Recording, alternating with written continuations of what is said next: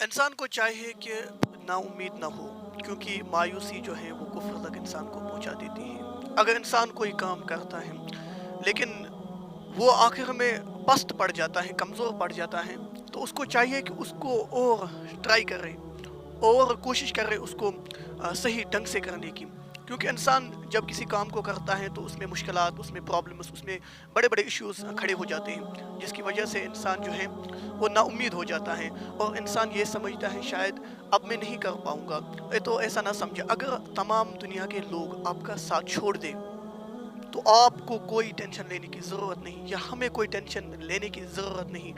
کیونکہ اللہ تعالیٰ جس کے ساتھ ہو، تمام دنیا مل کر اس کے نافرمان، اس کے اگینسٹ ہو جائے، تو اس کو کوئی بھی خطرہ نہیں ہے۔ بنی اسرائیل کا ایک نوجوان تھا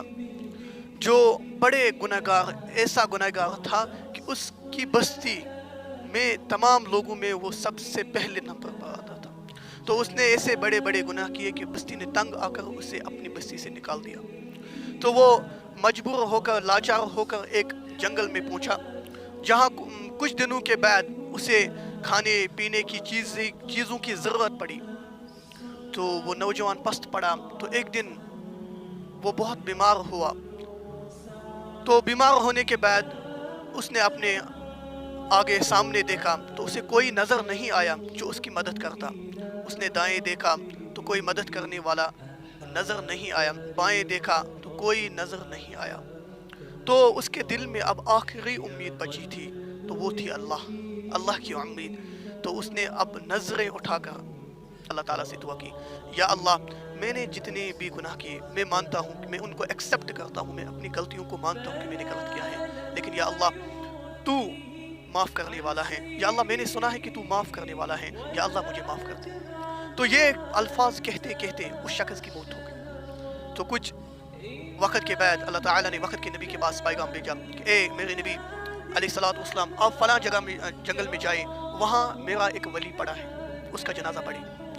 تو جو وقت کا ایک نبی تھے تو انہوں نے اپنی قوم کو ساتھ لیا، تو وہاں جب پہنچے تو انہوں نے دیکھا کہ یہ وہ شخص تھا جس شخص کو انہوں نے اپنی بستی سے نکالا تھا، تو اس کے بعد وقت کے نبی کے جو قوم تھے انہوں نے اپنے نبی سے کہا کہ اے ہمارے نبی، یہ تو وہ شخص ہیں جس کو ہم نے اپنی بستی سے نکالا تھا، یہ اتنا بڑا گناہ گار تھا جس کی گناہوں کی بدولت سے ہم نے اس کو اپنی بستی سے نکالا، یہ ولی کیسے ہو سکتا ہے؟ تو وقت کے نبی نے اللہ تعالیٰ سے سوال کیا، یا اللہ یہ تو فلاں شخص ہیں، آپ نے اس کی مغفرت کیسے کی، آپ نے اس کو معاف کیسے کیا؟ تو اللہ تعالیٰ نے ان سے فرمایا کہ اے میرے نبی،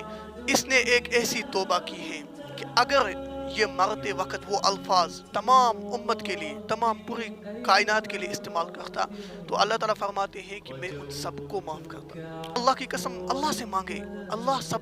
کبھی انسان کو، اپنے بندے کو پست نہیں ہونے دیتے۔ اللہ تعالیٰ فرماتے ہیں کہ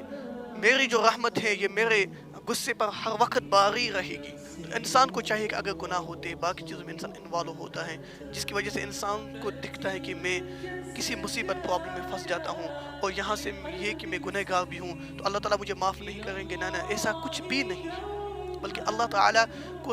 اتنی محبت ایک گنہ گار بندے سے اتنی محبت ہے جتنی 70 مائیں اپنے ایک بچے سے محبت کرتی ہیں۔ تو لہٰذا اگر آپ کو دکھتا ہے یا ہمیں دکھتا ہے کہ ہم نے پیچھے جو گناہ کیے ہیں، تو ہم کو چاہیے کہ ان گناہوں کی بدولت اللہ تعالیٰ کو معافی مانگے، اللہ تعالیٰ معاف کرنے والے۔ یاد رکھے اللہ تعالیٰ کبھی نا امید انسان کو نہیں ہونے دیتی، اور جس نے اپنی امید اللہ کے ساتھ باندھی وہ کبھی نا امید نہیں ہوا، اور یاد رکھے کہ اللہ تعالیٰ تمام گناہوں کو معاف کرنے والے ہیں۔